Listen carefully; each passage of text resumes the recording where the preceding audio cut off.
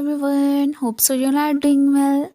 कहानी की शुरुआत में ही हम अपने ड्रामे की फीमेल लीड ली को देखते हैं, जो कह रही होती है कि 10 ग्रुप की वजह से मेरे डैड की डेथ हुई थी, तो अब मैं इस सब का बदला लेके रहूँगी। फिर हम अपने मेन लीड जियानफे को देखते हैं, जो एक लड़की पर डिज़ाइन को लेकर बहुत ज़्यादा ही गुस्सा कर रहा था, क्योंकि उसने जो डिज़ाइन बनाया था वो इसे बिल्कुल भी पसंद नहीं आया।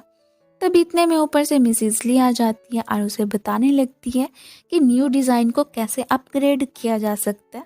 इसी बीच में वो मिस्टर वांग को टॉन्ट भी मारती रहती है, जिस पर मिस्टर वांग उसे कहते हैं, तुम यहाँ क्या कर रही हो? जो 8 साल पहले तुम्हारे साथ हुआ था, क्या तुम वो भूल गई हो? इस पर ली कहती है, लगता है मिस्टर वांग आपकी याददाश्त कमज़ोर हो गई है, आपको वो दिन याद नहीं जब आप भीख मांग रहे थे। और फिर वो उसे वो वीडियो दिखाती है जब वो वाकई में ऐसा कर रहा था। जैसे ही वो वीडियो लेने के लिए ली की तरफ बढ़ता है, ली टांग मारकर उसे नीचे गिरा देती है। इस सब में ली को तो बहुत ज़्यादा मज़ा आ रहा था। मिस्टर वांग को इतना गुस्सा आता है कि वो चिल्लाता हुआ कहता है, सिक्योरिटी कहाँ है? सिक्योरिटी को बुलाओ। इस पर जान पे मिस्टर वांग को कहता है, अब तुम जा सकते हो, बस बहुत हो गया। फिर मिस्टर वांग अपनी डिज़ाइनर के साथ वहाँ से चला जाता है। मिस्टर वांग के जाने के बाद हमें ये बात पता चलती है कि जियानफे और मिस ली दोनों एक दूसरे को जानते थे। जब जियानफे मिस ली को कहता है कि तुम्हें भी अब जाना चाहिए, तो तब वो उसके पास आती है और कहती है, क्या तुम्हें याद नहीं कि हम पहले कैसे हुआ करते थे? अब नेक्स्ट सीन में हम देखते हैं कि सब लोगों को पता चल जाता है कि अब उनकी कंपनी की नई डिज़ाइनर के लिए ली को ही अपॉइंट कर लिया गया। कंपनी के ओल्ड ओनर ने मरने से पहले ही ये काम किया था। सभी इस बात को लेके काफ़ी ज़्यादा ही परेशान थे। वो सबको बताती है कि अब इसके बाद डिज़ाइनिंग में सिर्फ मेरे ही रूल्स चलेंगे। मीटिंग ख़त्म होने के बाद जियान पे घर जा रहा था, तो ड्राइवर को ली के घर जाने का कहता है। जब वो ली के घर पहुंचा था तो देखता है कि वो कुछ ओल्ड फोटोज़ जला रही थी, जो उसने जियानफे के साथ लिए थे। जियानफे उसके पास जाकर कहता है कि फ़ोटोज़ को जलाने से कुछ नहीं होगा। ली इतना सुनते ही उसके टाई पकड़ कर टाइट करने लग जाती है और उसे बताती है कि 10 फैमिली से मैं बदला लेकर रहूँगी। जिस पर जियान पे कहता है कि मैं भी देखता हूँ कि 10 फैमिली से तुम कैसे बदला लेती हो। और कहकर वो तो फिर वहाँ से चला ही गया था। अब फिर नेक्स्ट ही हम देखते हैं कि ली अपने ऑफिस में बैठी होती है कि तभी ऊपर से जियान पे आ जाता है। वो दोनों फिर से वही रिवेंज वाली बातें करना स्टार्ट कर देते हैं। वो दोनों इसी तरह बात कर रहे होते हैं कि इतने में जूजैन, जो कि जियानफे का भाई था, वो आ जाता है। उसे देखते ही ली जल्दी से उसके पास जाकर खड़ी हो जाती है। जूजैन फिर बताता है कि ली मेरी फियांसी है। इसके बाद मिस ली ऑफिस की बालकनी में खड़ी थी। जियानफे उसके पास आता है और कहता है कि मेरे भाई के साथ तुम्हारा चक्कर कब से चल रहा है। वो बताती है कि हम एक गैदरिंग में मिले थे और तब से ही ये काम स्टार्ट हुआ था। इतना कहकर वो तो ऑफिस ही चली गई थी। दूसरी साइड हम मिस्टर वांग को देखते हैं, जो अपनी ही एक एम्प्लॉय को हैरास कर रहा था। ऊपर से मिस ली आ जाती है और उसे हैरास करने से रोकती है। साथ ही ये भी कहती है कि मुझे पता चला है कि तुम बजट में हेरा फेरी कर रहे हो। मिस्टर वांग ये सुनकर उसे धमकी देता है और कहता है कि अगर तुम बाज ना आई तो इस दफ़ा का बजट मैं अप्रूव नहीं करूँगा। मैं देखता हूँ फिर तुम अपना डिपार्टमेंट कैसे चलाओगी। मिस्टर वांग के जाने के बाद वो किसी को कॉल करती है और कहती है कि मुझे सॉलिड प्रूफ चाहिए। आज की धमकी का मिस्टर वांग पर कोई असर नहीं हुआ। इसके बाद जब मिस ली घर जा रही होती है तो देखती है कि जियानफे उसका वेट कर रहा था ताकि उसे घर तक छोड़ दे। इतने में उसका भाई जूजैन आ जाता है, जो मिस ली के लिए फ्लावर्स लेकर आया था। जैसे ही वो ली को फ्लावर्स देने लगता है, जियानफे उससे वो ले लेता है कि ली को फ्लावर्स पसंद नहीं है। लेकिन ली फौरन कहती है कि मुझे फ्लावर्स पसंद है, किसने कहा कि नहीं पसंद। जियानफे का भाई उससे पूछता है कि तुम यहाँ क्या कर रहे हो, तो वो बताता है कि मैं सिर्फ पुराने बिजनेस के बारे में ही बात करने आया था। जुजियान कहता है, मेरे भाई तुम मजाक अच्छा कर लेते हो, और इतना कहकर वो ली को लेकर चला जाता है। उनके जाने के बाद जियानफे खुद से कहता है कि मैं भी देखता हूँ कितने दिन तक मुझसे दूर रह सकती हो। अब हम नेक्स्ट सीन में देखते हैं कि उन्हें एक प्रूफ मिल जाता है, जिसके बाद ली बहुत खुश होती है और कहती है कि वांग 8 सालों से मैं इस दिन का इंतज़ार कर रही थी, अब तो मैं तुमसे बदला लेकर रहूँगी। अगले दिन ऑफिस जाकर जो मिस्टर वांग के खिलाफ प्रूफ मिला था वो कंपनी के शेयर होल्डर्स को दिखा देती है। मिस्टर वांग को यह एडवाइस दी जाती है कि अगर कंपनी की इमेज बचानी है तो तुम्हें कंपनी से निकालना होगा। मिस्टर वांग को ये सुनकर बहुत गुस्सा आता है। जियानफे मिस्टर फैंग को कहता है कि इसमें तुम्हारी गलती है। इसलिए तुम्हें ही ये कंपनी छोड़नी होगी। और इसके लिए वो सिक्योरिटी वालों को भी बुला लेता है। मिस्टर वांग ली को बुरा भला ही कहने लग गया था। जूजियान से बर्दाश्त नहीं होता तो वो आगे बढ़कर एक चेयर उठाकर उसके सर पर दे मारता है। फिर सिक्योरिटी वाले मिस्टर वांग को बाहर ले जाते हैं। मिस्टर वांग के जाने के बाद जूजियान कहता है कि अगर कोई मेरी फियांसी को बुरा भला कहेगा तो मुझे गुस्सा तो आएगा ही ना। ये सुनते ही मिस ली तो खुशी हो गई थी, लेकिन जियानफे को कोई खास खुशी नहीं होती। नेक्स्ट सीन में वो तीनों एक ही लिफ्ट में थे। जियानफे ली को जूजियान के साथ देखकर जेलिसी फील करता है। जब ली लिफ्ट से बाहर जाने लगती है तो जियानफे उसका हाथ पकड़ता है, लेकिन ली अपना हाथ छुड़वा लेती है। अब जियानफे एक ड्रीम देखते हैं जिसमें ली ने उसे टाई किया हुआ था और उसे शोल्डर पर काट लेती है। इसी के साथ उसकी आंख खुल गई थी और वो बहुत ही परेशान दिख रहा था। दूसरी साइड हम ली को देखते हैं जो जूजियान के पास जाकर अपने डिपार्टमेंट के बजट के बारे में बात करती है। फिर जूजियान उससे मूवी साथ देखने का पूछता है तो ली मना कर देती क्योंकि मिस्टर वांग से उसने अभी तक अपना पूरा बदला नहीं लिया था। नेक्स्ट सीन में हम मिस्टर वांग को देखते हैं जो अपनी गर्लफ्रेंड के साथ भागने का प्लान बना चुके थे। वो जैसे ही गेट पर आते हैं तो देखते हैं कि ली अपने भाई के साथ उसके ऑलरेडी आने का वेट कर रही थी। ली ने मिस्टर वांग की वाइफ को भी बुला लिया था ताकि वो देख सके कि मिस्टर वांग को अपनी वाइफ की कोई परवाह नहीं है। उसके हाथ में कैश से भरा हुआ एक बैग था। उसकी वाइफ उससे वो बैग लेना चाहती थी तो मिस्टर वांग उसे साइड पर धक्का दे देते हैं। फिर वो गुस्से से ली की तरफ बढ़ते हैं तो ली का भाई उसे लात मारकर पीछे गिरा देता है, जिससे उसके बैग में मौजूद कैश वो नीचे गिर जाता है। मिस्टर वांग पैसों को उठा ही रहे थे कि ये देखकर ली उसकी गर्लफ्रेंड को कहती है कि मिस्टर वांग तो बैंकरप्ट हो चुका है, तो क्या अब भी तुम इसके साथ रहना चाहोगी। जिस पर वो लड़की उन पैसों में से कुछ पैसे उठाकर भाग जाती है। फिर उसकी वाइफ भी बहुत सारे पैसे उठाकर कहती है कि ये मेरे और मेरे बच्चों के काम आएंगे। इतना कहकर वो भी वहाँ से भाग गई थी। ये देखकर मिस्टर वांग को कहती है कि अभी तो मैंने सिर्फ स्टार्ट किया, आगे देखो मैं तुम्हारे साथ क्या करती हूँ। इसके बाद ली जियानफे के घर जाकर कुछ ढूंढने लग गई थी। ऊपर से जियानफे आ जाता है और कहता है कि तुम्हें उधर कुछ नहीं मिलेगा। ली जियानफे से अपने डिपार्टमेंट के बारे में बात करती हैं कि अगर वो सपोर्ट करे तो मैं ज़्यादा प्रॉफिट कमा कर दे सकती हूँ। जियानफे सब के लिए कंडीशन रखता है कि ली को अपनी जूजियान के साथ इंगेजमेंट को कैंसिल करना होगा। ली ऐसा करने से मना कर देती है तो जियानफे उसे उठाकर बेड पर ले जाकर किस करने लग गया था।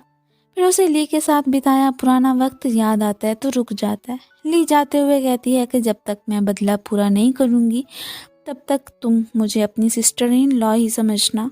अब नेक्स्ट सीन में हम देखते हैं कि बारिश हो रही थी। ली कहीं जा रही थी। मिस्टर वांग उसका पीछा कर रहे होते हैं। वो सिचुएशन का फ़ायदा उठाकर अटैक करने के लिए बढ़ता है, लेकिन तभी वो एक रस्सी से टकरा जाता है और वहीं पे ही गिर गया था। वो ली से उसके डैड के बारे में बात करता है तो ये सुनकर ली को बहुत गुस्सा आता है। वो अपने नाइफ निकाल कर उस पर अटैक करने ही वाली होती है कि तभी उसका भाई आकर अपने हाथ से उस नाइफ को रोक लेता है और उसे समझाता है कि इसे जान से मारना सही नहीं होगा। ये तो वैसे भी बर्बाद हो चुका है, इससे बढ़कर इसकी और क्या सज़ा हो सकती है। ये सुनते ही ली काम डाउन हो जाती है। फिर वो अपने दोस्त के साथ वहाँ से चली जाती है। ली भी एक और बंदे से मिलने के लिए हॉस्पिटल जाती है। वो कोमा में था तो उसके पास जाकर उसे कहती है कि जिस दिन तुम्हें होश आएगा तब मैं अपना पूरा रिवेंज लूंगी तुमसे। अपने ऑफिस में ही बैठे हुए काम करते हुए दिखाई जाती है तो उसके पास जियानफे आता है। वो दोनों फिर बिजनेस की बातें करने लग जाते हैं। तभी वो उसे कहता है कि तुम्हारे पास अभी भी दो ऑप्शंस हैं, या तो तुम मेरे भाई के साथ इंगेजमेंट कैंसिल कर दो, दूसरा ऑप्शन ये है कि तुम 8 बजे डेट पर आ जाना, वरना इस बिजनेस डील को भूल जाओ। ली उसे बताती है कि मैं नहीं आ पाऊंगी क्योंकि मुझे तुम्हारे भाई के साथ ड्रेस को चेक करने जाना है। तभी एक और लड़की की एंट्री होती है जिसका नाम लिनची था।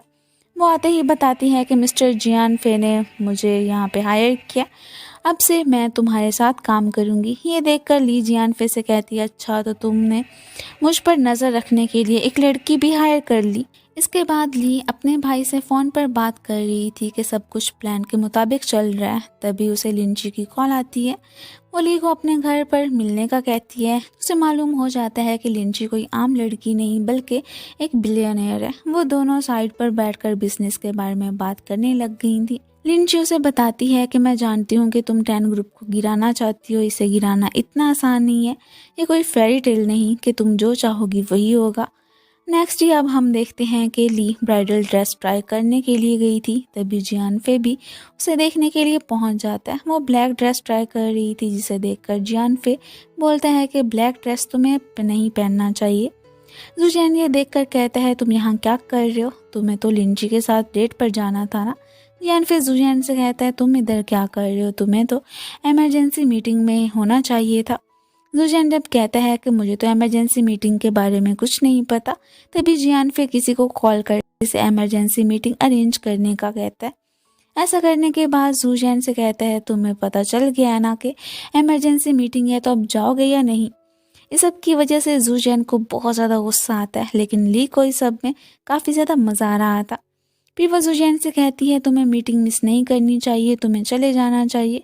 जुजियान के जाने के बाद जियान फिर ली को कहता है तुम ये क्या दिखावा कर रही हो। ली उसे कहती है वो मेरा फियांसी है, हम दोनों शादी करने वाले हैं ना, और तुम्हें कैसे पता कि ये सब दिखावा है। जियान फिर उसे कहता है तुम दोनों की शादी तो मैं नहीं होने दूंगा। अब फिर नेक्स्ट डे हम देखते हैं कि ली लिंची के साथ बहस कर रही होती है। वो कुछ डॉक्यूमेंट्स पर उसका साइन लेना चाहती होती है, लेकिन लिंची साइन करने से मना कर देती है। इस पर ली गुस्से में अपने सारे डॉक्यूमेंट्स वहीं फेंक कर चली ही गई थी। लिंची फिर जियानफे के पास जाती है और कहती है कि वो लड़की तो पागल है, तुम अभी भी चाहते हो कि मैं उसके साथ काम करूं। जियानफे कहते हैं हाँ तुम काम करती रहो, मुझे इस शो में काफ़ी ज़्यादा मज़ा आ रहा है।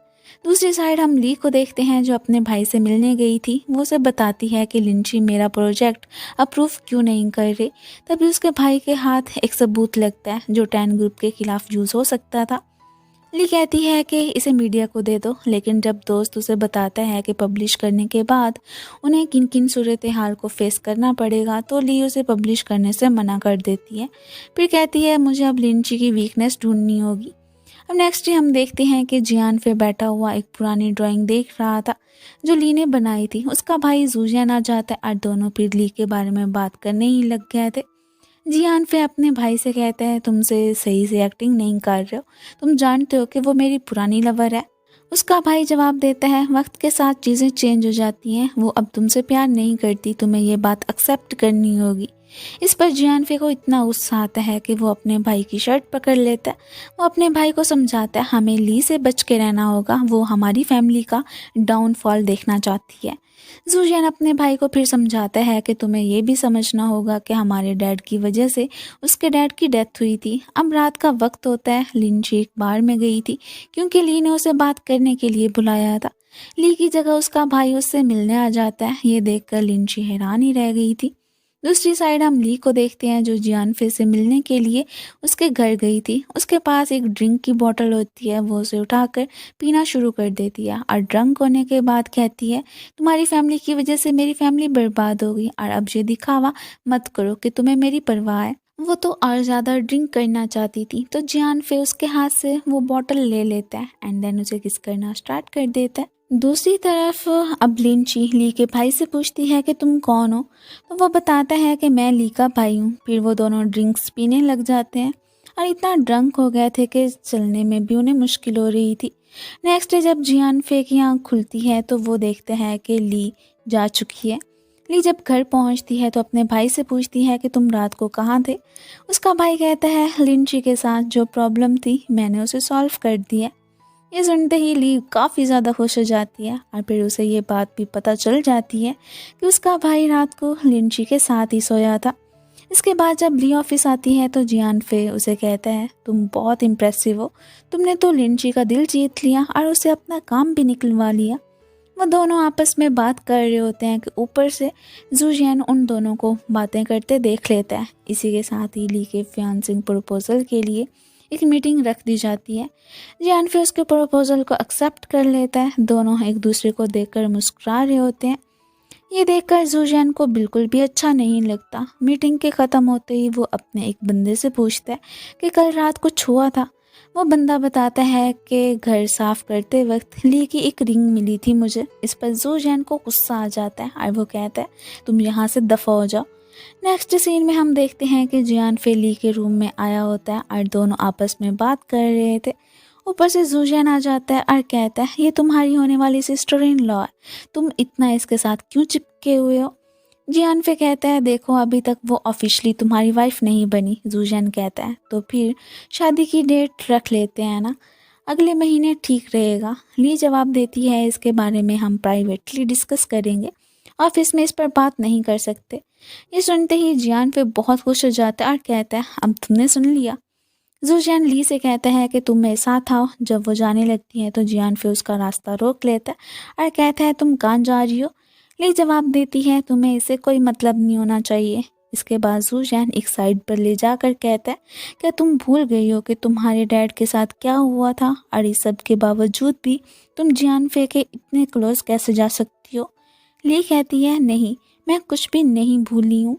फिर जूजैन ली को प्रपोज कर देता है। ली उससे थोड़ा टाइम मांगती है और कहती है कि ये वक्त ठीक नहीं है। जब वो वहाँ से जाने लगती है तो पीछे से जूजैन कहता है देखो उसके डैड ने तुम्हारी फैमिली को बर्बाद कर दिया और तुम अभी भी उसके बारे में सोच रही हो। ली उसकी बात सुनना नहीं चाहती होती तो वो उसे हैरेस करने की कोशिश करता है, लेकिन ली उसे लात मारकर भाग जाती है। भागते हुए वो गिर गई थी। इतने में ऊपर से जियानफे आ गया था और आगे बढ़कर जूजैन के फेस पर जोरदार थप्पड़ मार देता है। फिर जियानफे आगे बढ़कर ली को भी उठा लेता है। पीछे से जूजैन कहता है ली क्या तुम्हें इस पर यकीन है? तुम्हें तो पता है तुम्हारे डैड की डेथ के पीछे इसका भी हाथ है। जियानफे ली से पूछता है क्या तुम्हें इस पर यकीन है? ली कहती है नहीं, मुझे तुम पर यकीन है। फिर जियानफे उसे अपनी गाड़ी में बिठा देता है। ली को बहुत ठंड लग रही होती है तो जियानफे अपनी तरफ से उसे गर्म रखने की कोशिश कर रहा था, तो इसी बीच दोनों किस करने लग जाते हैं। नेक्स्ट डे जूजैन बैठा हुआ कुछ सोच रहा था कि पहले वाला बंदा आकर उसे बताता है कि मुझे एक खबर मिली है कि ली फिर से जियानफे के घर पर रुकी हुई थी। ये सुनकर जूजैन गुस्सा हो जाता है और कहता है मुझे ये बात पहले से पता है, कोई नई बात हो तो बताओ। वो बंदा पूछता है क्या हमें अभी भी ली पर नज़र रखनी चाहिए? जूजैन कहता है हाँ, अभी भी उस पर नज़र रखो। उस बंदे के जाने के बाद जूजैन ली को कॉल करने की कोशिश करता है, लेकिन पता चलता है कि ली ने उसका नंबर ब्लॉक कर दिया। इस पर जूजैन को बहुत ज़्यादा गुस्सा आता है। अब जूजैन ली से मिलने के लिए उसके ऑफिस पहुंच जाता है। कल के लिए माफ़ी मांगता है। ली उसे दूसरा चांस नहीं देती। तभी जूजैन उसके पास आता है और कहता है क्या तुम अब तक मेरी फियांसी बनने का नाटक कर रही थी? ये सुनते ही ली उसे जोर से लात मार देती है, जिसकी वजह से उसे बहुत दर्द होता है। उसके पास कोई और चारा नहीं होता तो वो वहाँ से चला जाता है, लेकिन चलने के बावजूद दर्द कम नहीं हो रहा था। वो सीढ़ियों पर बैठ जाता है। वो ली से बदला लेना चाहता था तो किसी को कॉल करता है और कहता है अब तुम्हें अपना काम करना होगा। नेक्स्ट सीन में हम देखते हैं कि जियानफे ली को एक ऐसी जगह लेकर जाता है जहाँ कुछ बच्चे खेल रहे होते हैं। बच्चों को देखते ही ली को अपना बचपन याद आ जाता है, जब वो अपने डैड के साथ इसी जगह आया करती थी। अपना पास्ट याद करके वो खुशी हो गई थी। फिर अचानक कहती है मुझे कहीं जाना होगा। जियानफे कहता है मैं तुम्हें छोड़ देता हूँ। ली कहती है नहीं, मैं अकेली चली जाऊँगी। ली उस बंदे से मिलने के लिए जाती है जिसकी वजह से इसके डैड की डेथ हुई थी। अब ली उस बंदे से कहती है जब तुम होश में आओगे तब मैं तुम्हारे साथ वो करूँगी जिसका तुमने सोचा भी नहीं है। तभी उसे भाई की कॉल आती है और उसे पता चलता है कि उसकी माँ जो हॉस्पिटल में एडमिट थी वहाँ से गायब हो चुकी हैं। वो फ़ौरन जाकर अपने भाई से इस सब के बारे में पूछती है। फिर दोनों हॉस्पिटल के CCTV फुटेज चेक करने लग जाते हैं ताकि पता चला सके कि उनकी मॉम कहाँ चली गई, लेकिन फुटेज में तो उन्हें उनकी मॉम के बारे में कुछ भी पता नहीं चला था। तभी ली को कुछ याद आता है तो वो जूजैन से मिलने के लिए उसके घर पहुंच जाती है। जूजैन भी उसी का ही वेट कर रहा था। ली को समझ आ जाता है कि उसकी माँ को गायब होने के पीछे जूजैन का भी हाथ है। वो उससे कहती है तुम्हें मुझसे क्या चाहिए? शेयर्स चाहिए? जो भी चाहिए मुझे बताओ, मैं दे दूंगी। बस मुझे बताओ कि मेरी मॉम किधर है। वो उससे भीख मांग रही होती है। ऊपर से जियानफे भी आ जाता है और जूजैन से कहता है उसे जाने दो वरना ये तुम्हारे लिए अच्छा नहीं होगा।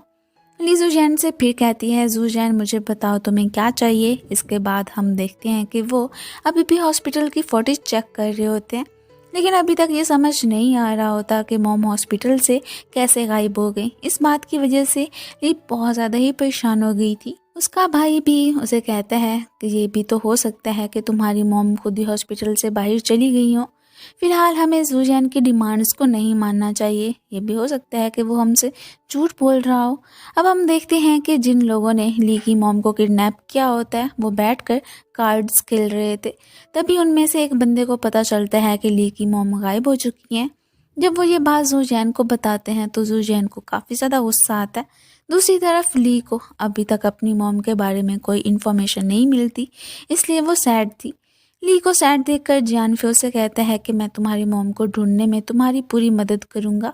ये सुनते ही ली रोने लग जाती है और कहती है तुम्हें तो पता है ना कि तुम्हारी फैमिली की वजह से ये सब कुछ हो रहा है।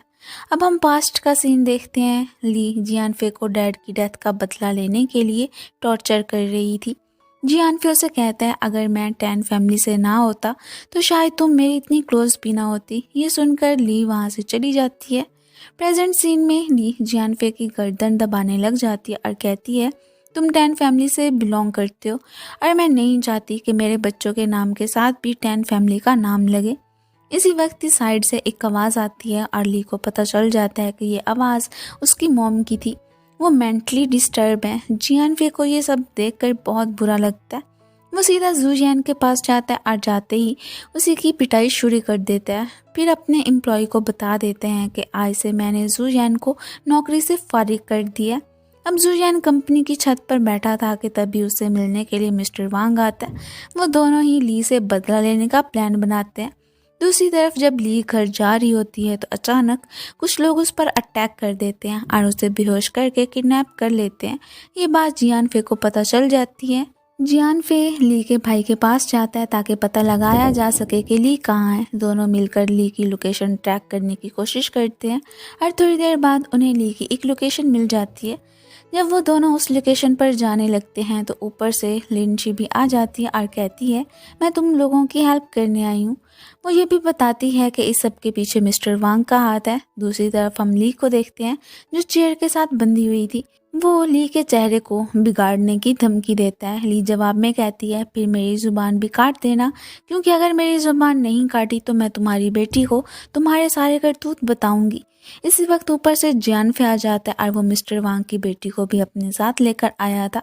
जियानफे मिस्टर वांग से कहता है अब अपनी बेटी के सामने ली को हर्ट करके दिखाओ। मिस्टर वांग भला बेटी के सामने विलन कैसे बन सकता था, तो अपना फैसला बदल लेता है। नेक्स्ट सीन में हम देखते हैं कि जियानफे सो रहा था कि उसे फिर से एक बैड ड्रीम आता है जिसकी वजह से उसकी आंख खुल जाती है। इसके बाद जियानफे जूजियान से बात करने के लिए जाता है। जूजियान आगे से ली के बारे में बात करने लग गया था।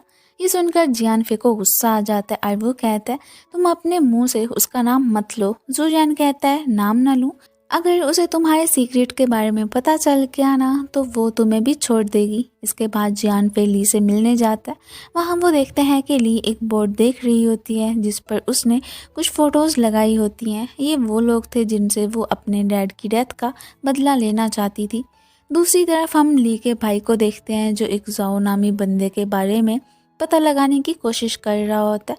वो हॉस्पिटल में उसी बारे में सोच रहा होता है कि अचानक उसकी लिंची से टक्कर हो जाती है। लिंची भी हॉस्पिटल अपने काम के सिलसिले में ही आई थी। फिर ली का भाई उससे ब्रेकफास्ट के बारे में पूछता है। लिंची फ़ौरन से हाँ कह देती है। अब हम ली को देखते हैं जो अपने ऑफिस जा रही होती है कि तभी उसके सामने जूजियान फ्लावर्स लेकर खड़ा होता है। जूजियान कहता है क्या तुम्हें लगता है कि जियानफे कोई सेंट है? ली जवाब देती है वो सेंट हो या ना हो मुझे उससे कोई फ़र्क नहीं पड़ता, लेकिन अगर तुमने दोबारा मेरी माँ को हाथ लगाने की कोशिश की तो फिर तुम्हारी खैर नहीं। जब वो उससे बात कर रहा होता है तो उस मोमेंट को कैप्चर करने के लिए उसने कैमरामैन को भी बुला ही रखा था। हमें पता चलता है कि वो ये सब जानबूझकर कर रहा था। वो तो ली के बारे में स्कैंडल क्रिएट करना चाहता था। जब ये बात कंपनी के शेयर होल्डर्स तक पहुंचती है तो वो ली को कंपनी को छोड़ने का ही कहने लगे थे, लेकिन भला ली उनके कहने पर कंपनी कहाँ छोड़ने वाली थी।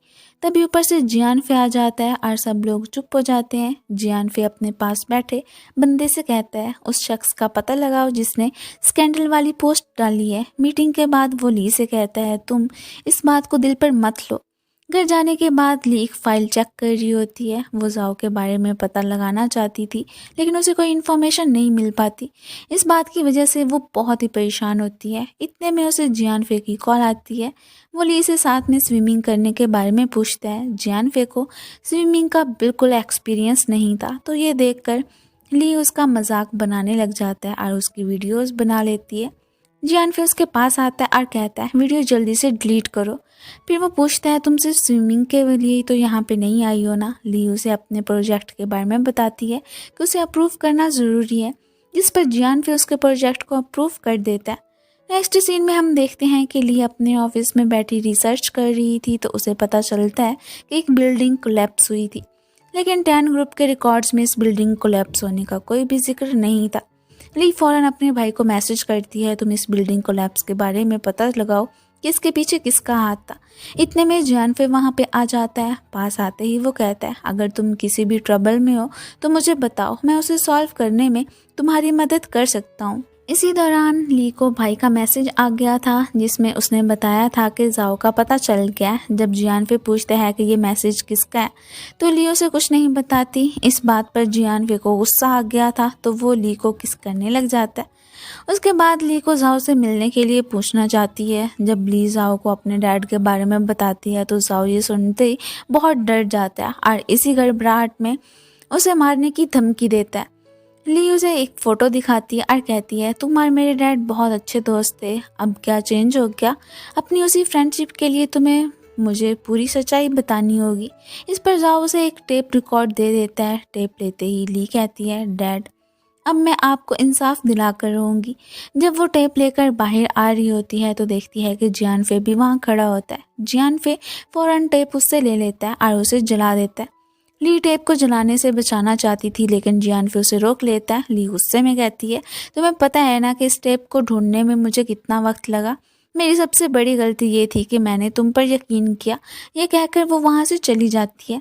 इस सब की वजह से ली अंदर से बिल्कुल टूट गई थी। बारिश हो रही होती है तो वो तो बारिश में भी भीगने लग गई थी। इतने में जियान फिर आ जाता है। उसके हाथ में अम्ब्रेला थी ताकि वो ली को भीगने से बचा सकें, लेकिन ली उसका हाथ झटक कर फिर ये तो छाता यहीं पे ही गिरा देती है। जब ली अपने रूम में जाती है तो उसकी नज़र अपनी और जियान फे की फ़ोटो पर पड़ती है। वो गुस्से में फ्रेम उठाकर ज़मीन पर फेंक देती है जिससे फ्रेम टूट जाता है। इसी वक्त ही ली को अपने भाई की कॉल आती है। ली अपने भाई से कहती है तुम दोबारा जाओ की शॉप पर जाओ, शायद तुम्हें कोई और सबूत मिल जाए। ठंड लगने की वजह से ली को फीवर हो जाता है तो उसका भाई उसे देखने के लिए घर आ गया था। ली के भाई को उसकी बहुत ही फिक्र हो रही थी, जिस पर ली कहती है तुम्हें मेरी फिक्र करने की जरूरत नहीं है, मैं एक बुरी औरत हूँ और जैसे कि कहा जाता है कि बुरे लोग आसानी से नहीं मरते। ली का भाई उसे ऐसी बातें करने से मना कर देता है। फिर ली अपने भाई से वीडियो टेप के बारे में पूछती है कि क्या हमें उसका कोई बैकअप मिला है। उसका भाई बताता है कि नहीं, कोई बैकअप नहीं मिला। फिर वो ली को उसकी और जियान फे की फ़ोटो दिखाता है तो ली कहती है इसे बाहर फेंक दो। जब ली अपने भाई के साथ घर से बाहर निकलती है तो देखती है कि जियान फे उसका इंतज़ार कर रहा था, लेकिन ली उसे इग्नोर करके आगे बढ़ जाती है। अब ली जियान फे से भी बदला लेना चाहती थी, इसलिए वो उसकी फ़ोटो पर भी निशान लगा देती है। अब ली अपने ऑफिस में काम कर रही होती है कि तभी वाइस चेयरमैन आ जाता है और ली को धमकी देता है तुम्हें हमारे मुताबिक काम करना सीखना होगा वरना तुम्हारे लिए अच्छा नहीं होगा। बाद में ली कहीं जा रही थी। जियान फिर से उसका वेट कर रहा था। वो उससे बात करना चाहता था, जिस पर ली कहती है तुमने जो किया है उसके बाद मैं तुमसे क्यों बात करूं। जियान कहता है तो फिर मैं क्या समझूं, क्या तुम 10 ग्रुप से बदला लेने के लिए मेरा इस्तेमाल कर रही थी। ली जवाब देती है मैंने तुम पर बहुत मुश्किल से भरोसा किया था, लेकिन तुमने क्या किया, तुमने मेरा भरोसा तोड़ दिया। ली वहाँ से जाना चाहती थी। जियान फे उसे रोकने की कोशिश करता है, लेकिन बीच में ली का भाई आकर जियान फे को पीछे हटा देता है। अब दोनों में लड़ाई ना हो इसलिए ली अपने भाई के साथ वहाँ से चली ही गई थी। और रास्ते में ली का भाई कहता है इस वीडियो फुटेज के अलावा हम उन लोगों का कनेक्ट नहीं कर पा रहे हैं, हमें कोई ऐसा एविडेंस ढूंढना होगा जो सबको लिंक कर सके। ली कहती है जहाँ से ये सब शुरू हुआ था मुझे वहीं जाकर रिसर्च करनी होगी। ये सब एक फैक्ट्री से शुरू हुआ था, मुझे वहाँ जाना होगा। उसका भाई उसे समझाता है कि वहाँ जाना डेंजरस हो सकता है, लेकिन ली कहती है चाहे जितना भी डेंजरस हो मुझे जाना ही होगा, तुम रिलैक्स रहो, मुझे कुछ नहीं होगा। इसके साथ हम पास्ट का सीन देखते हैं जहाँ कुछ लोग ली के भाई की पिटाई कर रहे थे। ली उसे बचाने के लिए वहाँ पहुँच जाती है।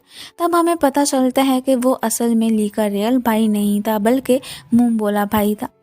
ली के भाई को बहुत ही मारा जाता है और वो ज़िंदगी से तंग आकर सुसाइड करने का फैसला करता है। तभी ली उसे सुसाइड से रोक लेती है और कहती है, मेरी ज़िंदगी तुमसे भी डिफ़िकल्ट है, तुम्हें इस छोटी सी बात पर ये सब कुछ नहीं करना चाहिए। नेक्स्ट सीन में देखते हैं कि एक मैरी नाम की लड़की बिजनेस के बारे में ली से बात करने आती है। मैरी 10 ग्रुप की वीआईपी क्लाइंट थी। ली उसके साथ बिजनेस पर कॉपरेट करने से मना कर देती है। ऊपर से वाइस चेयरमैन आ जाती हैं और वो मैरी को अपने ऑफिस ले जाती हैं ताकि वहां जाकर डील को लेकर बात कर सके। ली ऑफिस में जाकर कॉलीग से अपने प्रोजेक्ट के बारे में डिस्कस करने लग जाती है। ऊपर से वाइस चेयरमैन आकर ली को कहती है कि तुम्हारा वीआईपी क्लाइंट के साथ बिहेवियर अच्छा नहीं था, इसलिए मैं तुम्हें जॉब से निकाल रही हूँ। इतने में जानफे भी आ जाता है और वो वाइस चेयरमैन को कहता है कि तुम ली को जॉब से नहीं निकाल सकती हो। वाइस चेयरमैन अपने ऑफिस में थी, उससे बात करने के लिए जानफे उसके ऑफिस जाता है। जानफे ने ली को फैक्ट्री में काम के सिलसिले में भेजना था, तो वो फैक्ट्री वाइस चेयरमैन के अंडर थी। जानफे वाइस चेयरमैन को कहता है कि अगर ली को फैक्ट्री में कुछ हुआ तो तुम्हारे लिए अच्छा नहीं होगा। बाद में हमें मालूम होता है कि मैरी ली के साथ मिली हुई थी। जो कुछ ऑफिस में हुआ था वो सारा ली का प्लान था। दूसरी साइड वाइस चेयरमैन छत पर थी, तो जूजियन उससे बात करने के लिए उसके पास जाता है। वो जानफे को प्रेसिडेंट की पोजीशन से हटाने के लिए उसकी हेल्प मांगता है, लेकिन वाइस चेयरमैन उसकी हेल्प करने से मना कर देती है। अब हम ली को देखते हैं जो कि फैक्ट्री पहुंच चुकी थी। ये फैक्ट्री क्लॉथ्स के रिलेटेड होती है, तो इसके बारे में वो फैक्ट्री वर्कर्स की हेल्प करने लग गई थी। उसके काम करने का तरीका उन वर्कर्स को बहुत पसंद आता है। ली को लगता है कि वर्कर्स का दिल जीत कर वो अपने डैड के बारे में इनसे इंफॉर्मेशन निकाल सकती है। ली अब फैक्ट्री से बाहर आ जाती है, तो जानफे उसी का वेट कर रहा था। ली उससे बात नहीं करना चाहती थी, लेकिन जानफे चेयरमैन होने की वजह से उससे फिर काम के बारे में पूछता है, तो ली को जवाब देना पड़ता है। ली का मूड अभी भी ख़राब था। ये सब उसी टेप रिकॉर्डर की वजह से था। जानफे उसे समझाता है कि उस टेप को जलाकर मैंने तुम्हारी ही मदद की है। वाइस चेयरमैन तुम्हारे अगेंस्ट हैं, तो तुम्हें उससे बचकर रहना होगा। ली उसे कहती है कि तुम्हें टेप रिकॉर्ड को जलाना नहीं चाहिए था। अगर तुम मेरा साथ नहीं दे सकते तो ऐसा मत जताओ कि तुम्हें मेरी फिक्र है। और उसे वार्निंग देती है कि अगर इसी तरह तंग करते रहोगे तो तुम्हारे लिए अच्छा नहीं होगा। ली जानना चाहती थी, जानफे उसे जाने से रोक। बीच में ली का भाई बाइक लेकर आ गया था, तो फिर ली उसके साथ ही वहाँ से चली जाती है। नेक्स्ट सीन में हम देखते हैं कि वाइस चेयरमैन मीटिंग में बाकी शेयर होल्डर्स को जानफे के खिलाफ करने का ट्राई करती है। ऊपर से जानफे आ गया था और वो वाइस चेयरमैन को कहता है कि मैं तुम्हारे साथ जो करूँगा उसके लिए मुझे ब्लेम मत करना। मीटिंग खत्म होने के बाद जानफे ली की मॉम से मिलने के लिए हॉस्पिटल फ्लावर्स लेकर जाता है। ली की मॉम उन फ्लावर्स को देखकर खुश हो जाती हैं। इतने में ऊपर से ली खुद भी आ जाती है। उसकी मॉम के पास जो फ्लावर्स होते हैं वो उन्हें लेकर साइड पर रख देती है। फिर ली अपनी मॉम को फैक्ट्री के बारे में बताती है। तभी उसकी मॉम कहती हैं कि तुम्हें फैक्ट्री वापस नहीं जाना चाहिए। ली अपनी मॉम को समझाती है कि फैक्ट्री में उसके साथ कुछ भी गलत नहीं होगा। जब ली अपनी मॉम से खाने के बारे में पूछती है तो उसकी मॉम ये सुनकर बहुत ज़्यादा ही खुश हो गई थी। जानफे ली से बात करना चाहता था, लेकिन ली उसे इग्नोर करती रहती है। जानफे उसके पास आकर उसे समझाता है कि मेरी बात सुनो, मैं जो कुछ भी कर रहा हूँ बाद में जाकर तुम्हें भी इसका फ़ायदा होगा। लेकिन ली को जानफे की बातों पर यकीन नहीं था। ली उसे ये भी कहती है कि तुम्हें मेरी मॉम से मिलने नहीं आना चाहिए था। जानफे कहता है कि आंटी, आपको फिक्र करने की ज़रूरत नहीं है, मैं आपका और ली का ख्याल रखूँगा। इसके बाद ली फैक्ट्री चली जाती है। फैक्ट्री में एक ओल्ड मैन को काम करने के सिलसिले में काफ़ी ज़्यादा मुश्किल हो रही थी, तो ली जाकर उनकी हेल्प करती है। ओल्ड मैन ली को कहता है कि तुम बिल्कुल अपने डैड जैसी हो। फिर वो उसे एक लड़की के बारे में बताता है कि पहले एक लड़की हुआ करती थी जो बहुत मेहनती थी, तुम्हारे डैड उसे बहुत एडमायर करते थे। अब वो लड़की वाइस चेयरमैन बन चुकी है। दूसरी तरफ जानफे अपने ऑफिस में बैठा होता है कि वाइस चेयरमैन उससे बात करने आ जाती हैं और उसे धमकी देती हैं कि तुम्हें मुझे सपोर्ट करना होगा, वरना ली को नुकसान भी पहुंच सकता है। वाइस चेयरमैन की बात सुनकर जानफे को तो काफ़ी ज़्यादा गुस्सा आ गया था। जानफे उसे कहता है कि तुम्हें ली से दूर रहना होगा, वरना तुम्हारे लिए भी अच्छा नहीं होगा। बाद में जानफे वाइस चेयरमैन की इन्वेस्टिगेशन करवाता है, तो उसे पता चलता है कि उसने फंड्स में कोई हेराफेरी नहीं की, लेकिन उसका साइड बिजनेस भी है। जानफे अपने बंदे को कहता है कि तुम्हें अब उसके बिजनेस के बारे में पता लगाना होगा। वाइस चेयरमैन की किसी आदमी के साथ तस्वीर भी दी गई थी। जानफे ये जानना चाहता था कि ये आदमी कौन है और उसका वाइस चेयरमैन के साथ क्या रिलेशनशिप है। वही तस्वीर ली तक भी पहुंच जाती है जो जियान फे के असिस्टेंट ने उसे सेंड की थी, क्योंकि ली ने जियान फे को ब्लॉक जो कर दिया था। ली अपने भाई के साथ इस पर डिस्कशन करती है। दोनों ये पता लगाना चाहते होते हैं कि फैक्ट्री में जो कुछ हुआ था उसके पीछे वाइस चेयरमैन का कितना हाथ है। ली जियान फे के बारे में भाई से और जानना चाहती थी, लेकिन फिर कहती है कि रहने दो, मुझे इससे क्या। अपने भाई से मिलने के बाद ली फिर एक वेयर हाउस पहुंच जाती है। ली वेयर हाउस में कुछ चीज़ों की फ़ोटोज़ लेने लग गई थी। ली एंड जियान फे को ये सब देखने के लिए बुलाया जाता था। उसी टाइम गार्ड आता है तो दोनों साइड पर छुप जाते हैं।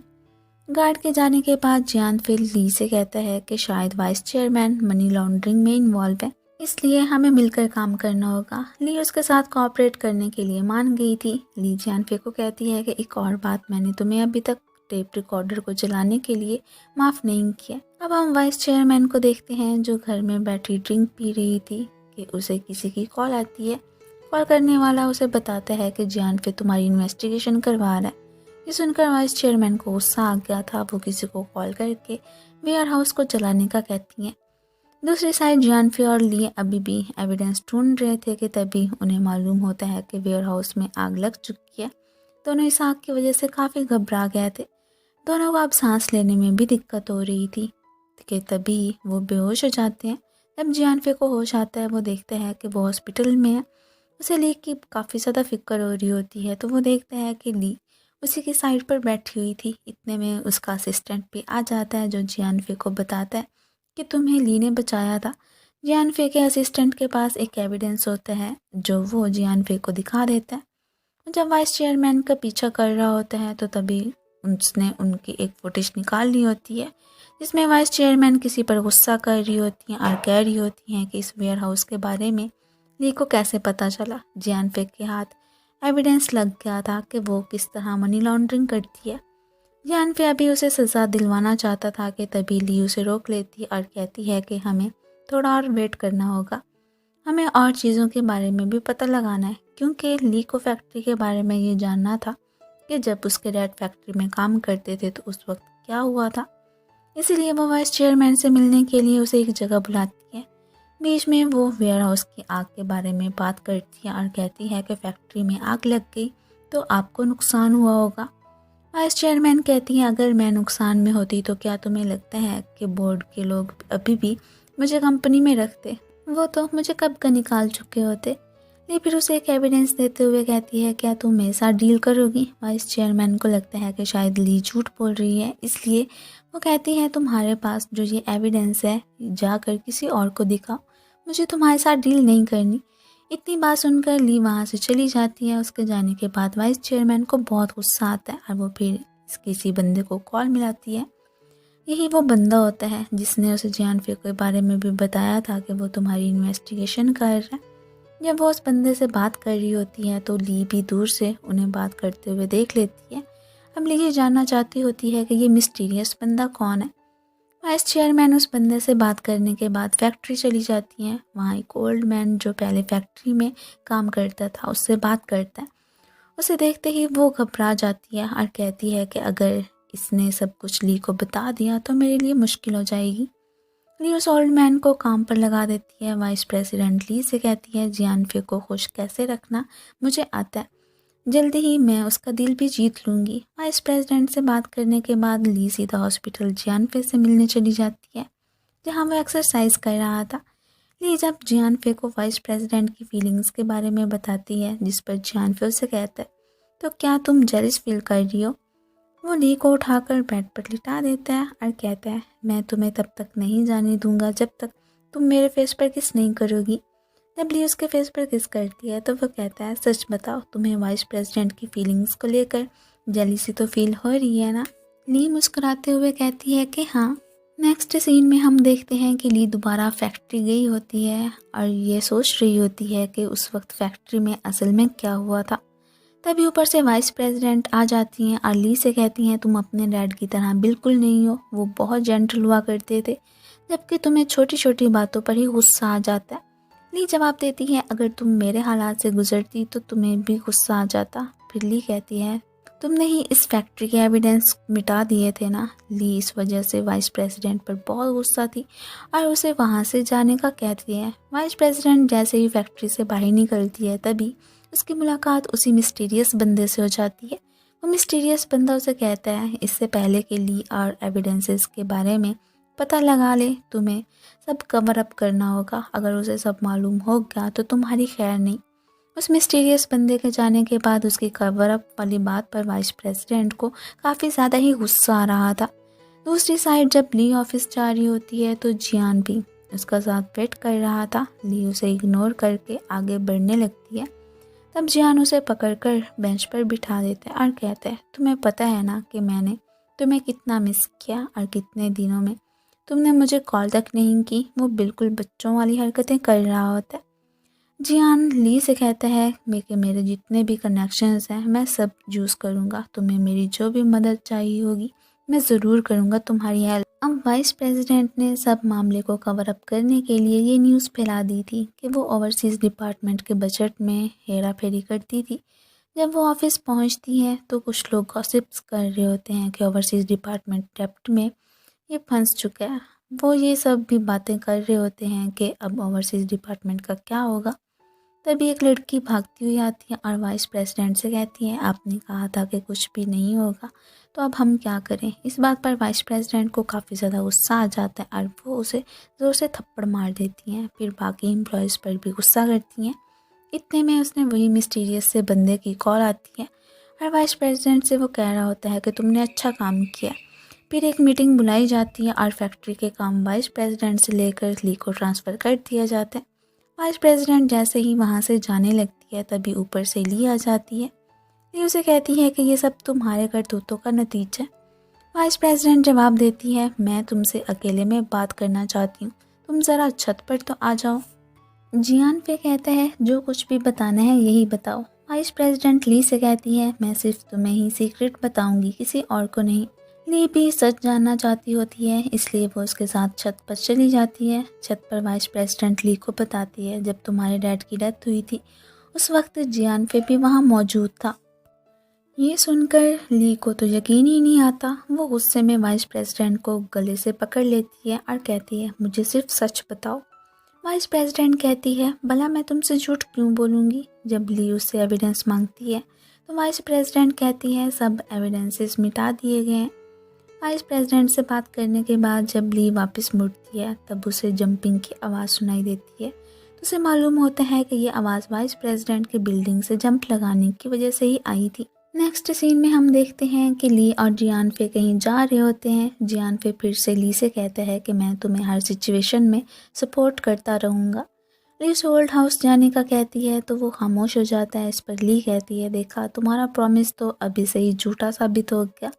उसके बाद वो उसे ओल्ड हाउस लेकर जाता है। वहाँ पहुँचते ही ली जियान फे से कहती है, ये वो जगह है जहाँ आने से मुझे बहुत डर लगता है। फिर ली उससे ये भी कहती है, जब मैं वाइस प्रेसिडेंट से मिलने गई थी तो उसने मुझे बताया था कि जब मेरे डैड की डेथ हुई थी उस वक्त तुम भी वहीं पर मौजूद थे। इसलिए अब तुम मुझे बताओ, क्या तुम मेरे डैड की डेथ के वक्त वहाँ मौजूद थे या नहीं। जियान फे जवाब देता है, हाँ मैं वहीं पर मौजूद था। ये सुनकर ली को काफ़ी ज़्यादा गुस्सा आ जाता है। वो जियान फे को गर्दन से पकड़ लेती है और कहती है, मेरे डैड को तुमने मारा।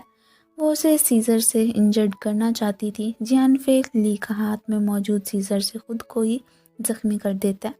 वो कहता है, वो सिर्फ तुम्हारा नाइटमेयर नहीं बल्कि मेरा भी नाइटमेयर है। ली गुस्से में वहाँ से जाते हुए कहती है, मैं तुम्हें अपने हाथों से नहीं मारूंगी।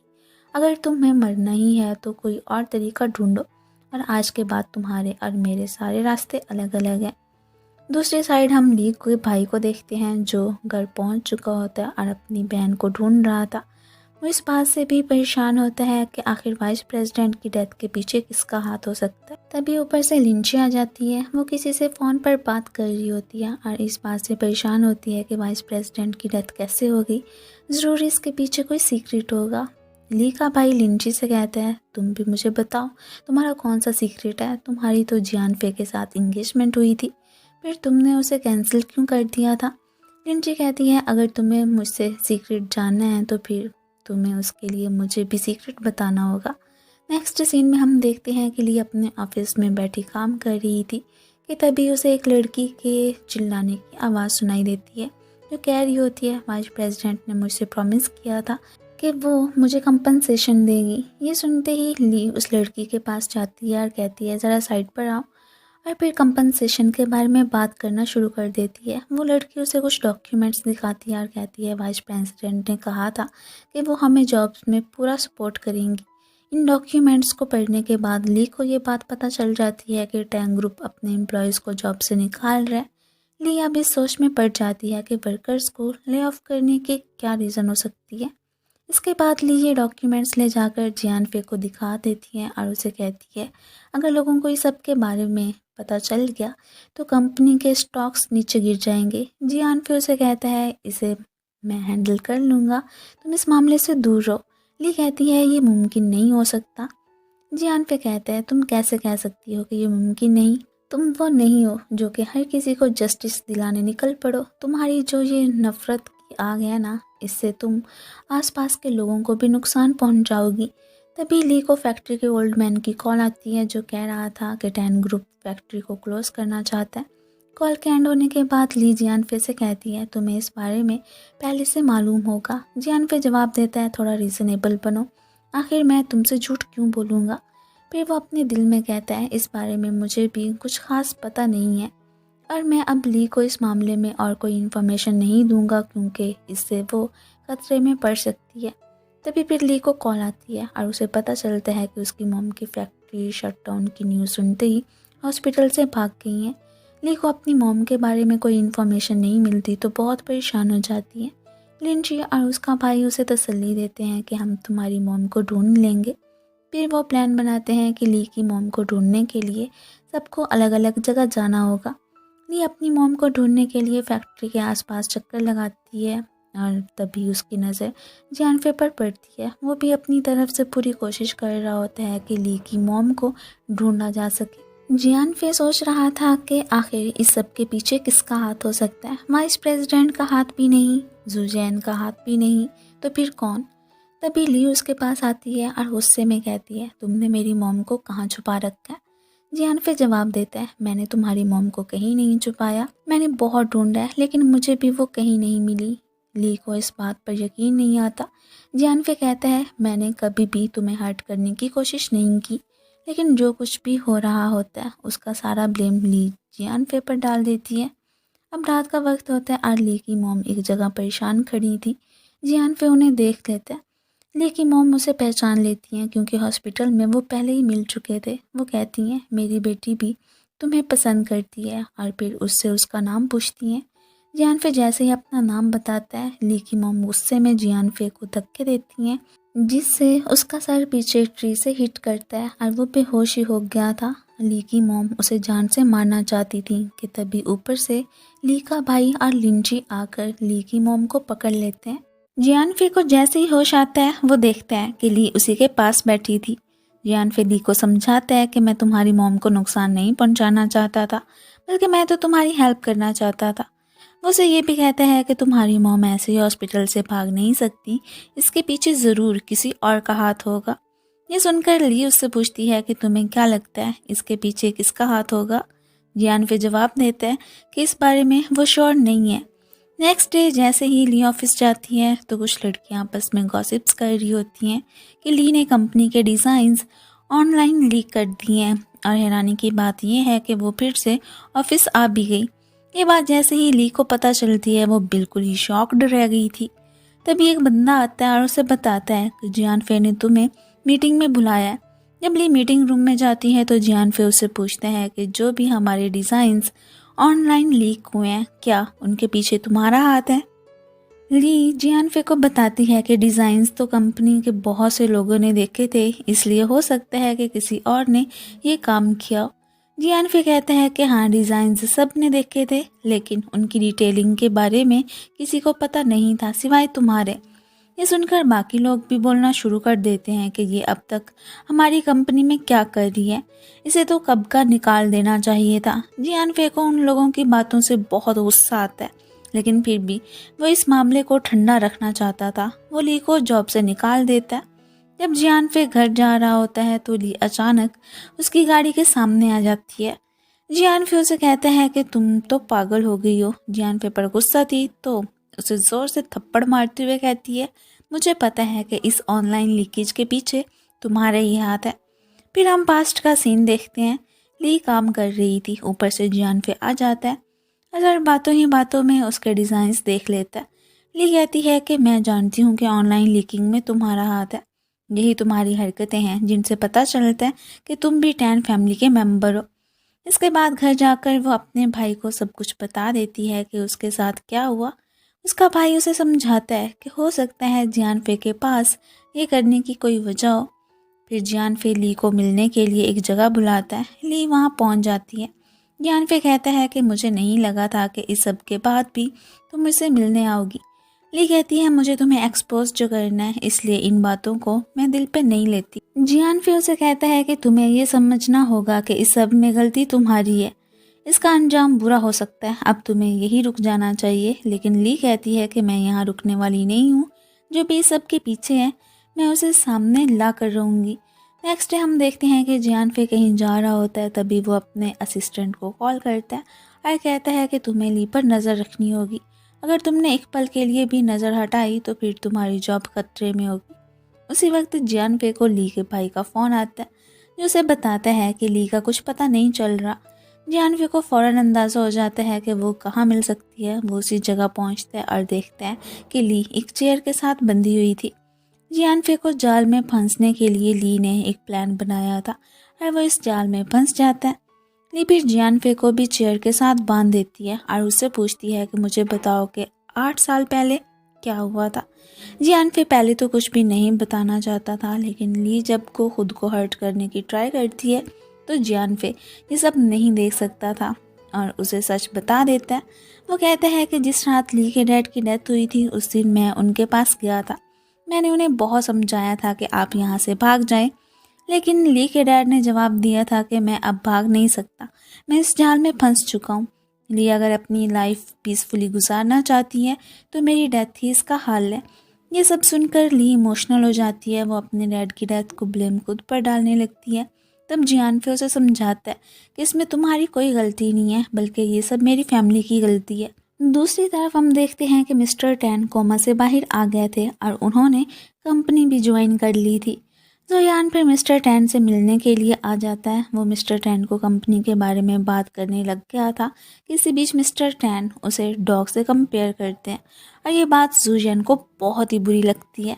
नेक्स्ट सीन में हम जियानफे और ली को देखते हैं। वो दोनों यही डिस्कस कर रहे थे कि अब आगे क्या करना है। इसी बीच ली को भाई की कॉल आती है। वो ये जानना चाहता था कि जियानफे ने सच बताया या नहीं, लेकिन जब उसे मालूम होता है कि ली ने सच जान लिया है और जियानफे को भाई माफ़ कर दिया है तो इससे उसे बुरा फील होता है। कॉल के एंड के होने के बाद ली का भाई सैड बैठा था कि उससे मिलने लिंची आती है। वो उसके सैड होने की वजह पूछती है तो ली का भाई उसे कुछ नहीं बताता। वो उसे कुछ डॉक्यूमेंट्स देने आई थी। इसी बीच वो दोनों किस करते हैं तो एक बंदा उनकी फ़ोटो ले लेता है। इसके बारे में ली के भाई को मालूम हो गया था, लेकिन वो रिएक्ट नहीं करता। बाद में उनकी ली गई फ़ोटो मिस्टर टैन तक पहुंच जाती है। नेक्स्ट सीन में लिंची अपने ऑफिस में बैठी थी कि तभी ली का भाई आ गया था। वो अपना कुछ सामान लेने आया था। वो लिंची को कहता है कि तुम्हें ली की साइड लेना चाहिए थी। अगर ऐसा ही चलता रहा तो हम दोनों के लिए ठीक नहीं होगा। ऊपर से एक लड़की आकर लिंची को इन्फॉर्म करती है कि मिस्टर टैन उसे बात करने के लिए बुला रहे हैं। लिंची जाने लगती है तो ली का भाई कहता है कि तुम्हें अब ये कंपनी छोड़ देनी चाहिए, हम दोनों मिलकर कोई और काम करेंगे और मेरे होते हुए तुम्हें कभी भी कोई परेशानी नहीं होगी। इस पर लिंची उसे यकीन दिलाती है कि अगर मुझे मिस्टर टैन और तुम में से किसी का साथ देना पड़े तो मैं तुम्हें ही चूज़ करूँगी। दूसरी साइड हम देखते हैं कि जियानफे अर्ली ऑफिस गए थे। जुजियान उन्हें देख लेता है और बात करने के लिए उनके पास आ जाता है। वो ली से कहता है फाइनली तुम टैन फैमिली की मेंबर बनी गई। फिर वो जियानफे से कहता है अब तुम्हें मुझे थैंक यू कहना चाहिए क्योंकि मैंने तुम्हारी मदद जो की है। जियानफे उसे कहता है कौन सी मदद? लगता है इस कंपनी का हायरिंग डिपार्टमेंट ही ख़राब हो गया जो तुम जैसे बंदे को दोबारा जॉब पर रख लिया। तुम तो बिल्कुल एक डॉग की तरह हो। तभी साइड से एक लड़की आकर जियानफे को बताती है कि मिस्टर टैन आपको बुला रहे हैं। जियानफे जाकर डैड को चेयरमैन कहता है तो वो जवाब देते हैं मैं तुम्हारा डैड हूँ, तुम मुझे डैड कह सकते हो। फिर वो ली को देखते हैं और कहता है तुम काफ़ी बदल चुकी हो। ली जवाब देती है लेकिन आप बिल्कुल नहीं बदले। जियानफे के डैड कहते हैं मुझे ये सब याद है, तुम हॉस्पिटल में आकर मेरे साथ क्या करती थी। ली कहती है मुझे इस बात का बहुत अफसोस है कि तुम अभी तक जिंदा हो। आपने जो कुछ भी किया उसका कर्मा तो आपको फेस करना ही होगा। वो जवाब देते हैं तुम किस कर्मा की बात कर रही हो, तुम्हें लगता है कि लिंची और तुम्हारा भाई मुझे नुकसान पहुंचा सकते हैं। यानी फिर डैड से कहता है आप जो भी इस कंपनी के साथ कर रहे हैं लगता है इससे ये कंपनी ज़्यादा देर तक नहीं टिक पाएगी। इस कंपनी को चलाने के पीछे वर्कर्स का हाथ होता है और आप उन्हें जॉब से निकाल रहे हैं, ये गलत है। मिस्टर टैन कहते हैं ये मेरी कंपनी है, मेरी ही मर्जी चलेगी। वो ये भी बताते हैं कि वो कंपनी के शेयर्स बेचना चाहते हैं। ये सुनकर जियानफे को बहुत गुस्सा आ गया था और वो कहता है कि मॉम की डेथ आपकी वजह से हुई थी और वो उन्हें धमकी भी देता है। उसके डैड कहते हैं ये याद रखना, अगर मुझे कोई नुकसान हुआ तो तुम लोगों को भी नुकसान पहुंचेगा। मिस्टर टैन फिर उन्हें एक वीडियो दिखाता है जिसमें लिंची एक चेयर के साथ बंधी थी। ये देखते ही उन दोनों को गुस्सा आ जाता है। मिस्टर टैन कहते हैं अब तुम ही डिसाइड करो कि तुम्हें क्या करना है, तुम्हारे पास 3 घंटे हैं, 3 घंटे के बाद लिंची की डेथ हो जाएगी। ये अनफेयर ली फ़ौरन लिंची को ढूंढने निकल जाते हैं। ली को समझ नहीं आ रहा होता कि वो लिंची को कहाँ ढूंढे। जियानफे उसे तसल्ली देता है फिक्र मत करो, कहीं ना कहीं वो मिल ही जाएगी। इसी दौरान ली के भाई की कॉल आ जाती है। वो बताता है कि उसे लिंची का पता चल गया और वो उसी जगह जा रहा है, तुम भी आ जाओ। ली का भाई उस जगह पहुंच जाता है जिधर लिंची को किडनैप किया हुआ था। वो एक्टिंग करके उन लोगों के पास जाता है और उनके साथ फाइट करने लग जाता है। उनका काम निपटाने के बाद वो लिंची को आज़ाद कराता है। जब वो वापस जा रहे होते हैं तो पता चलता है कि फ़ाइट में ली का भाई इंजर्ड हो गया था। उसे ऐसा लगता है जैसा उसका आखिरी वक्त आ गया हो। उसकी हालत देखकर लिंची रोने ही लग गई थी, काफ़ी ज़्यादा इमोशनल हो जाती है। ऊपर से ली और जियानफे भी वहाँ पहुँच जाते हैं। ली अपने भाई की हालत देखकर एकदम शॉक्ड रह गई थी। ली के भाई की डेथ हो चुकी थी। ली इस बात को लेकर बहुत सैड थी। वो अपने भाई की डेथ का जिम्मेदार खुद को समझती है और कहती है कि मेरी वजह से उसकी डेथ हुई। जो कोई भी मेरे कांटेक्ट में आता है उसका हाल भी ऐसे ही होता है। मुझे लगा था कि मैं टैन ग्रुप से बदला लूँगी लेकिन मैंने अपने आप को ओवर एस्टिमेट कर लिया था। जियानफे उसे समझाता है कि इसमें तुम्हारी कोई गलती नहीं है, तुम्हारे भाई ने तुम्हारे लिए अपनी जान दी, तुम्हें अभी से हिम्मत नहीं आनी चाहिए। अभी तो हमें देखना है कि उनके साथ आगे क्या होता है और हम जल्द ही सक्सेस हासिल कर लेंगे। ली भाई की डेथ की वजह से सैड थी तो बहुत ज़्यादा ड्रिंक करती है। जियानफे उसे रोकने की कोशिश करता है लेकिन वो नहीं मानती और कहती है मेरे भाई इस दुनिया से जा चुका है, इसलिए तुम मुझे मत रोको। मेरे भाई की डेथ मेरी वजह से हुई, वो हमारी मदद करते हुए ही मर गया। कुछ देर बाद लिंची जियानफे से मिलने आती है। लिंची जियानफे से कहती है कि मैं जितना हो सकता था कर रही हूँ, लेकिन तुम्हें पता है ना कि तुम भी एंग फैमिली के मेंबर हो। जियानफे कहता है कि ये बात मैं जानता हूँ, इसलिए तो मेरे हाथ बंधे हुए हैं। नेक्स्ट सीन में हम देखते हैं कि जूजियन को मालूम होता है कि टैन ग्रुप के जितने भी फंड्स थे उन्हें फ्रीज कर दिया गया है। इस बात से वो बहुत गुस्से में आ जाता है और सीधा जियानफे के पास जाकर लड़ाई शुरू कर देता है। वो कहता है तुम तो एक स्नेक निकले। जियानफे जूजियन से कहता है कि जब तुम लोग ऐसा काम करते हो तो खुद को हीरो कहते हो और जब मैंने वही काम किया तो तुम लोग मुझे विलन कहने लग गए। जूजियन कहता है कि तुम्हें पता नहीं कि इससे टैन ग्रुप को कितना नुकसान होगा। जियानफे कहता है कि ये कोई आसानी से टूटने वाला ग्रुप नहीं है, इस नुकसान के बाद भी मैं इसे दोबारा अपने पाँव पर खड़ा कर सकता हूँ। फिर जियानफे उसे कहता है कि 3 घंटे के बाद सारे अकाउंट्स फ्रीज हो जाएंगे और फिर मैं देखना चाहता हूँ कि बाहर की कंपनीज तुम्हारे साथ कैसे डील करती हैं।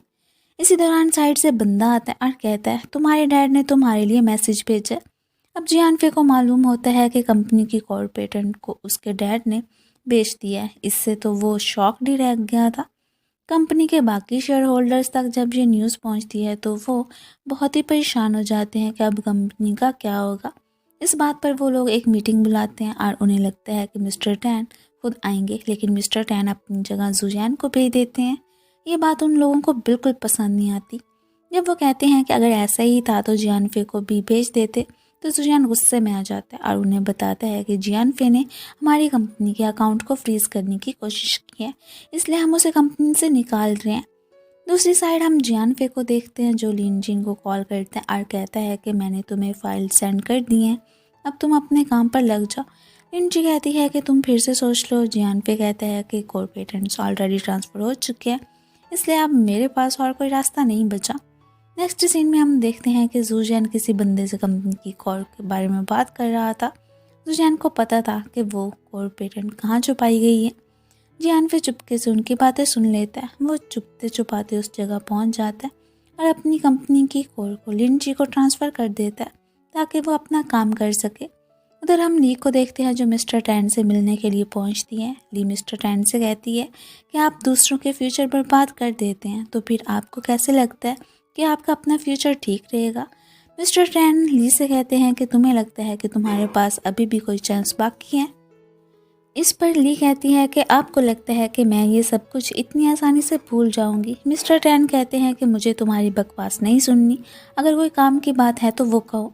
ली उन्हें एक फ़ाइल देते हुए कहती है कि 8 साल पहले फैक्ट्री में जो कुछ भी हुआ था उसके पीछे आपका हाथ था और उसके एविडेंस इस फाइल में मौजूद हैं।